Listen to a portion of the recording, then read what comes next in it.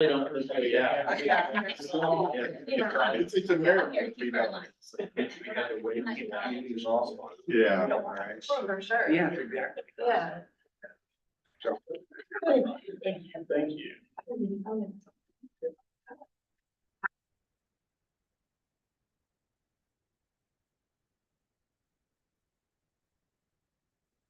All right. I sent him a message, but I'm guessing he's not gonna be on. So it's 5:00, 5:01, and we're going to start this meeting. This notice is posted pursuant to the Texas Open Meetings Act. Notice is hereby given that the City Council of Nassau Bay, Texas will conduct a special meeting on April 19th, 2024 at 5 p.m. at the Council Chambers Hall, 1800 Space Park Drive, Suite 200, Nassau Bay, Texas.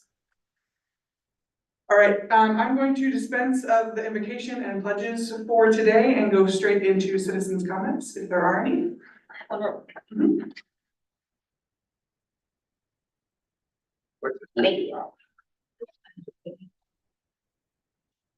Sarah Plum, 18639 Pennsylvania Lane. I just wanted to say that I found out early this week that it is actually National Animal Control Officer Appreciation Week. So just wanted to give a shout out to Troy and Gail because they do amazing work. And just wanted to recognize them. And I know we're here to figure out some judges, so I hope everybody has a full list this time of the applications. Because back in March, there was some discrepancies. I think not everybody had the same list, so, but we're getting set up. So I hope we can knock this out today and Appreciate it. Okay, I think this is all we're gonna have, so, I'm gonna get into council member comments. Chase? I've got nothing at this point. Shane? Sarah? Nothing. Ashley? Nope. Okay, nothing for me. All right. So moving into old business, consider and take action to appoint the presiding judge for May 4th, 2024 general election. And it is my understanding that since we had Angie Cheevers, did I say it right, as the alternate judge, that she will now, if we approve this, move to the presiding judge. And she has been working with someone as an alternate already and getting everything set up and prepared for this election, and that's Janice Balsamo? Yes. Okay. So that's, and it is her, it's within her duties as the presiding judge to then appoint that alternate. And we're confirming it.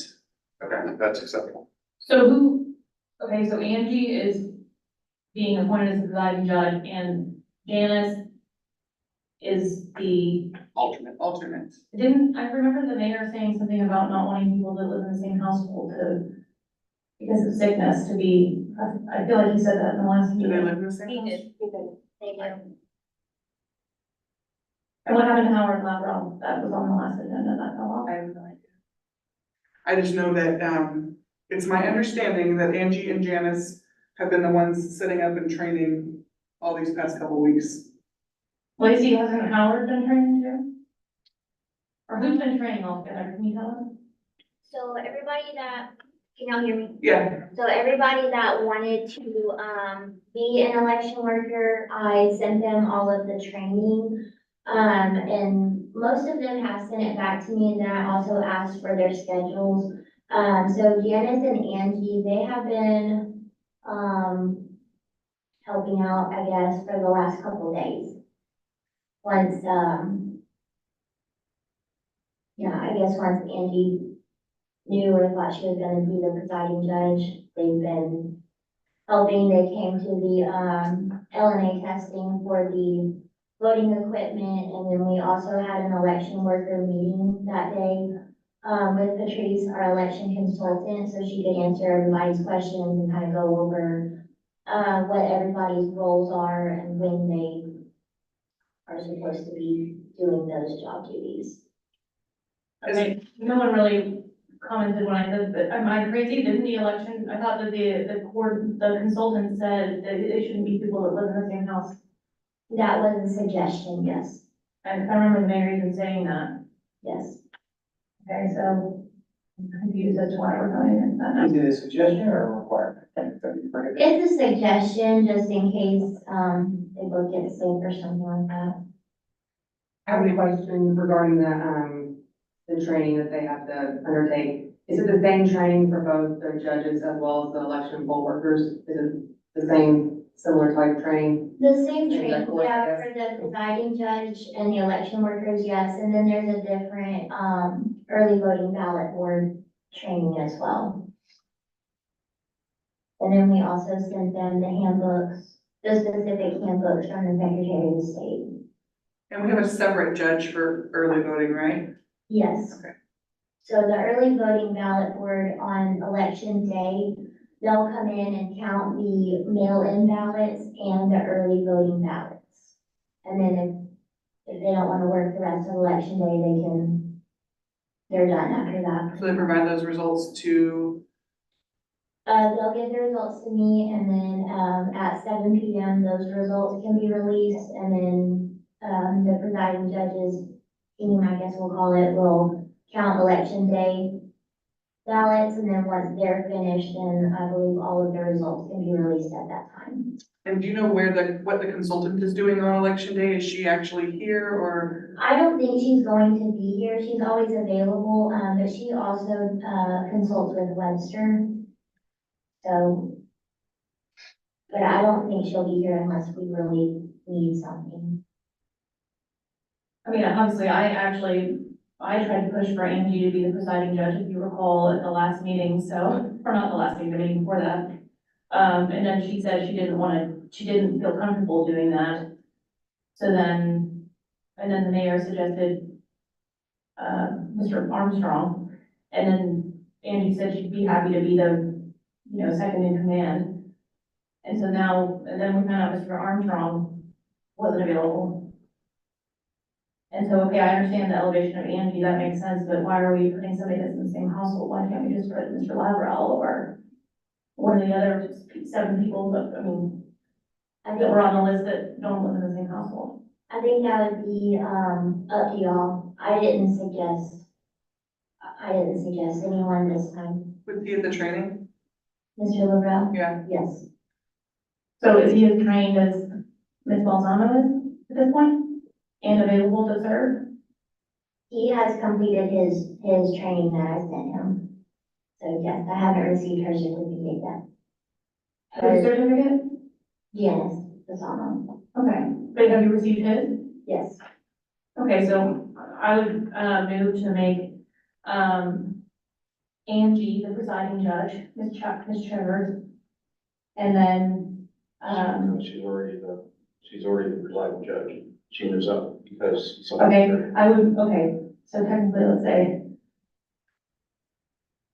Can we, I, Tell them one name. yeah, I don't know, can we name an alternate?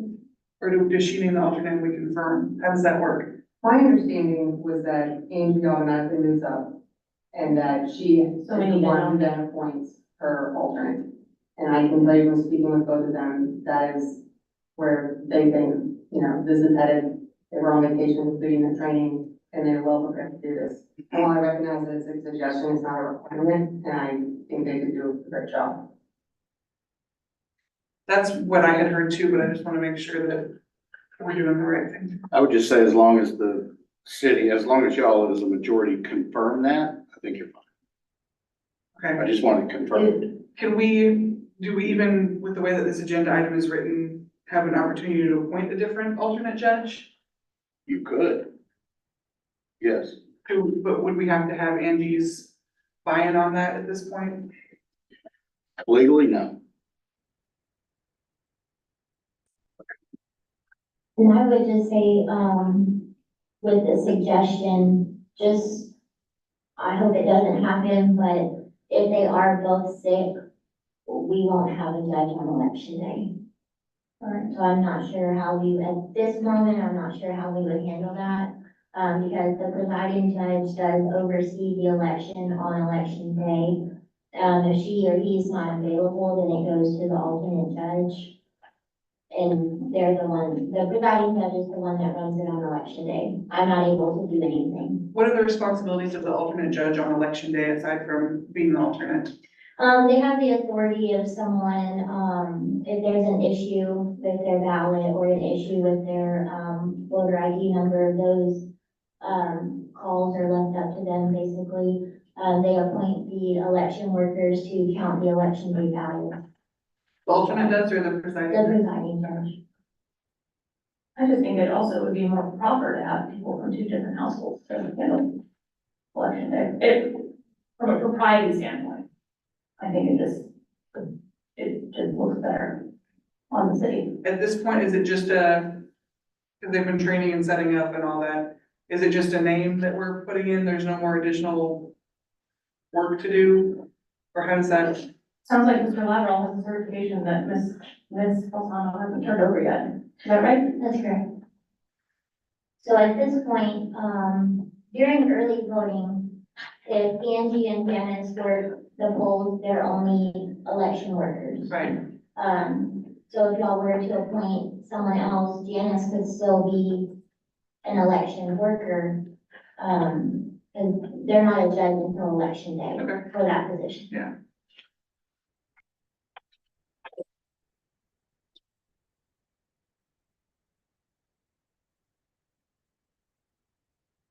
From the statute that I'm reading here, it looks like, or it appears that we appoint both of them. I agree. Yeah. Council does. And we're okay to do that with the way that this is done. The only reason I'm gonna say yes on this one is because there was action before, and the one who was the primary, said he was unable to act. Had that not happened, I would say differently, but Okay. because of that and times of the essence, I would suggest you confirm who the presiding judge and alternate will be for the May 4th, 2020 general election. Point of order real quick. I'm not gonna be voting this, of course, because I'm in the election, but per the state of Texas, if you're an alternate judge, you move up to presiding judge as that case. So that is a movement that just happens procedurally because you're appointed as a alternate judge. If anything, this would be an appointment of an alternate judge is what it would be. So you could confirm that Annie Chevers is the presiding judge due to moving up from her previously designated alternate judgeship and now appoint an alternate. Well, I just want to make sure I have clarification here. So when was Angie appointed as the alternate? That was after, that was after March 18th meeting. Okay, that's, okay, so she was appointed there, so now she would step up. So at this point, you just need to appoint the alternate. That's correct. Okay.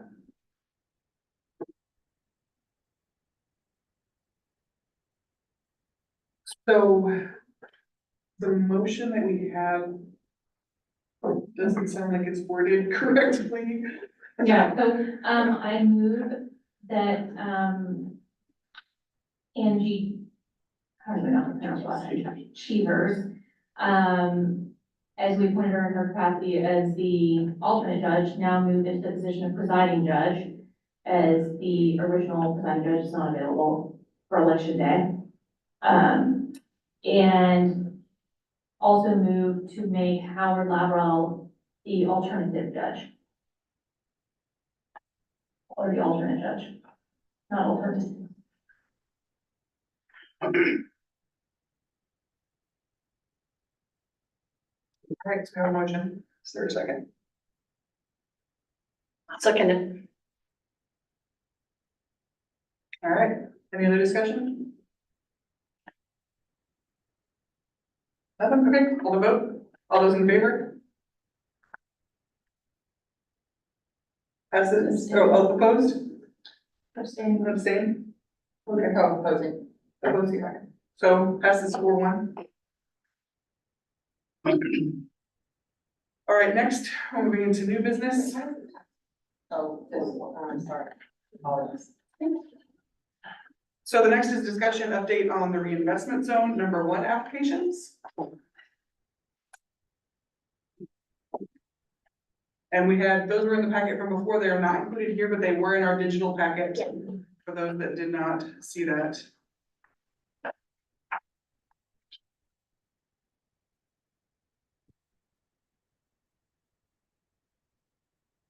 And then we had there were 2 people that were on there, Brian Brown and Doug Abel. Any discussion? I believe Brian has application in a long time, and then it was tabled, what, how many times? 2 times? 1 time. Is that correct? Yeah, one or two. And then Mr. Abel put his application in later.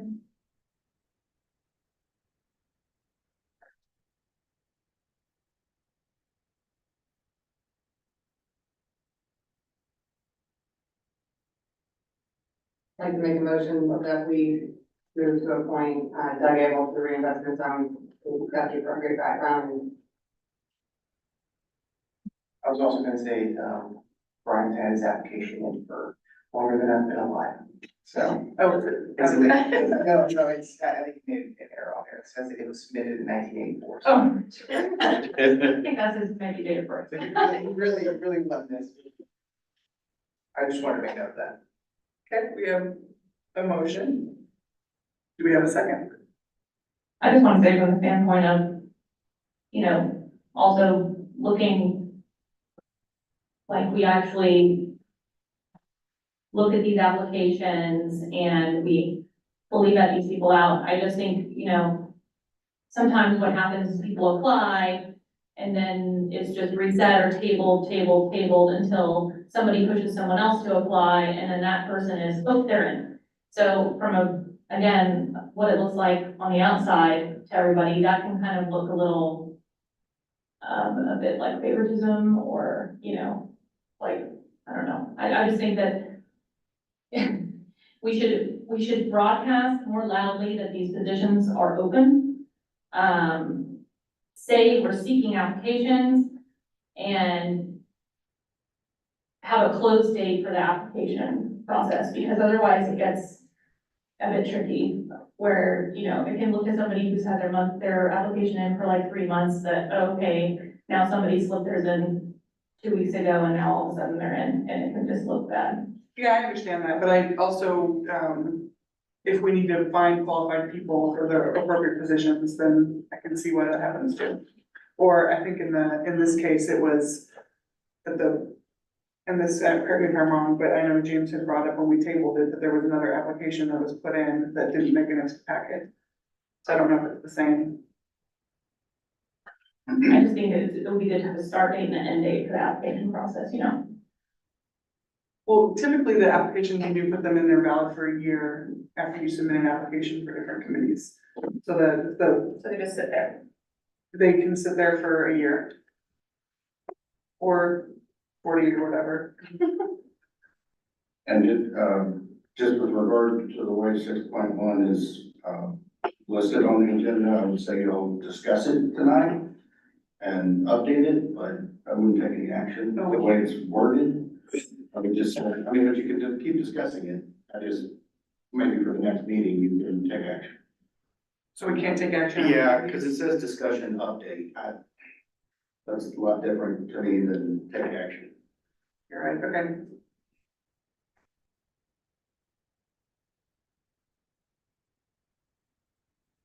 That isn't just a general note for people who apply for committees. When you do that, you can put multiple committees that you're applying for, and they do keep that, it's a year that application is technically valid. The important part when you submit an application is that you specify which committee you're applying for, or it's generalized across the board. So if you put an application in and it's blank, that will go to every committee that is, has an open seat on it. All right, any more discussion then on the reinvestment zone number 1 applications? Okay, Okay, sorry. Okay, I mean, we're gonna talk about yeah, these. please. So obviously we have an opportunity to discuss these and there's only 2 of them on here, so. And make sure that they're all kind of remember where these guys coming from. Ryan's, apart from the submission date of 1984, I do think it looks very good. I mean, I think, you know, he's got quite a bit of experience, not only in our city, but in other cities. He's been on boards before. I think he would be somebody that would be a good candidate for this based off the fact that, I know he's not here tonight, but he is constantly at these meetings. He wants to be involved in our city. And I think, you know, having people a part of these boards, in these zones, that's something that's quality that I'm looking for, of course, is people that want to be involved in this. Nothing against Doug, you know, submitting his application, you know, last week or 2 weeks ago. But his also looks very good as well. He's, you know, been chief of staff for, you know, council members before. He's been working on tourist issues as well. I think he would also be a good candidate as well. So, I think we've got two great candidates here, for this open, position, I guess I could say. So I just wanted to make sure that we actually looked into these applications, not just the dates, of when they were submitted or anything like that, but actually the quality of these. And I think, like I said, we've got two really good candidates here. So I just wanted to make note of all that. Anything else on the reinvestment zone? I feel more like, our council member here feels that Brian Brown has been, active in, offering his help. He would be here tonight, except he's on a ship and would have trouble zooming, so, I think we need to consider people that are qualified and have been, willing to apply and apply and apply. He's another young person. He brings a whole new, perspective to our group, and that's what we want. I must admit, I don't know Mr. Abels personally, and I see his application that he's qualified. I do think we're also going to be looking at reinvestment zones, TERS, and his expertise is in the TERS field. I would love to see him look at qualifying for that, and we're trying to diversify and not have the same people on multiple boards. So as I look at things today, I think Brian Brown would be a great applicant, and that's all I have. Okay, any more discussion on reinvestment zone? Okay, let's move on to the next agenda item, 6.2, discussion update on the animal shelter compliance committee appointments. I think we had one new one, is that right? PJ Campagna? Yes, Applicant? that's right. And I was looking at this earlier today because I wanted to make sure we would be, if we were taking action today, appointing the correct, flavors of people, I'll say. So it says the advisory committee will be composed of at least one licensed veterinarian, one county or municipal officer, one person whose duties include the daily operation of an animal shelter, and one representative from an animal welfare organization. And we're definitely missing a couple of these types of people, unless I missed something. I haven't yet seen, there are people that could be, and it might not be on there because they have a lot of experience with animals, from an animal welfare organization. So we might have that in there and it just is not obvious to me. And we're also missing a veterinarian. I know I've been trying to get, Natalie Dagard to apply because she's a veterinarian, so I've been texting back and forth, but, Yes, I think she'd be excellent. yeah, I know. So but we're still a little bit short on all the required people, the 4 required we would need for this committee. We could ask our veterinarian that we pay to be there to be on the committee, but it would be just paying for it. And I do think it'd be nice to have someone from the community volunteering rather than paying someone to be on the committee, personal thought. But is there any discussion on this topic? My comment was gonna be that I actually looked at other municipalities in the area, to see how they run their animal advisory committees, just to see, well, I know that the 4 people is the bare minimum and those requirements are for those people, but, if you look at League Cities Animal Advisory Committee, it consists of, I think, over 8 people. So you don't have to have just 4 people. I do like the fact that we have a great mix of people and personalities that have applied. I think James would be great on it. I think, a lot of the other people that have applied are super qualified. I like the fact that people that have volunteered with the shelter, are also interested. Obviously Troy doesn't have a choice, and he's got to be on it. I don't think we need to limit this to 4 people. I think that sometimes it's good to have all walks of life on a committee like this, and I think I'm welcome, the 4 people that have applied, So some pretty good discussion. Let me add to this. So what's important about this is a group advisory that meets 3 times to ensure that the state requirements are being followed. So basically what they do is ensure that what is regulated by the Texas Department of Health is being followed and applied within the animal shelter and in compliance with that. That's what their role is inside of this, is purely a role that is specific to the requirements of the state of Texas.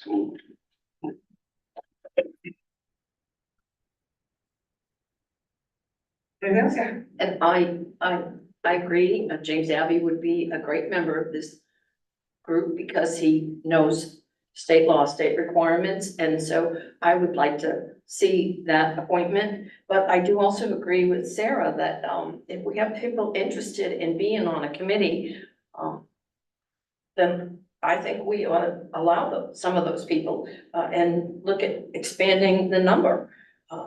If somebody can't be in town, certainly there are other options. So I think before the next meeting, we should think about or ask if we can increase the size of the committee, and then, of course, my support would go behind James Abbey.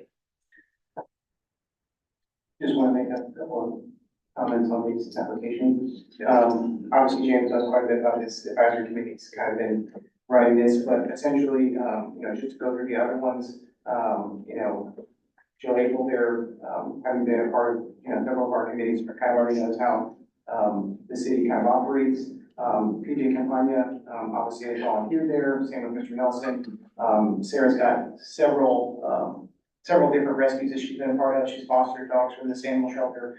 She knows intimately how this shelter works specifically. So I think, again, as with the reinvestment zone applications, I mean, it's very hard to go wrong with any of these applications that are submitted with this advisory board. So I just want to say thanks to the citizens for, wanting to be involved in the community, wanting to be involved with, the city and how it operates. So again, I think we've got a lot of great options for both of these appointments, and just like I said earlier, just making sure that we kind of look at the quality of these applicants and kind of show that they want to be a part of this community is something that I'm obviously very interested in. So.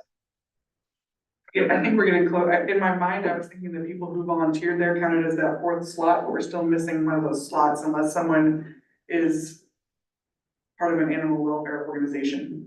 So I believe Sarah flunked because of her fostering, or, I don't know. Are you saying they have to be in? yes, it has to be a representative representative. of like SPCA. Oh, so work there, I don't know. or be on the board of it. It I mean, says, what is the representative? Yeah, yeah, I don't know. so we probably need I clarity. mean, we've got, we can't vote on it anyway tonight, but A representative of an animal shelter organization. I don't think it's defined. Yeah, I don't think it's defined in the statute itself. I don't think it's necessarily defined, as to what that representative is. So maybe. Somebody that fosters I'll for leave an that- organization, or? Yeah, down here, but Yeah, I mean, that could be anyone from an employee to an agent to a consultant to I think we just need to figure out in what capacity would this person be representing that. Mhm, mhm. and the statute states at least, right? So we could have more than Correct. what's listed. Correct. Right, I mean, like I said, if you look at the League City one, it's got like 4 people on it, I'm not saying we have to go that big, but, you have 8 people on it, and, More people that want to help out. or 7, so you have a good vote. there's not a lot to vote on in there, but yes. Right. Any other discussion? All right. Mayor Pro Tem, I'd like to make a motion to adjourn. Second. Over vote. On favor? 6. We're during 5:29. Yeah.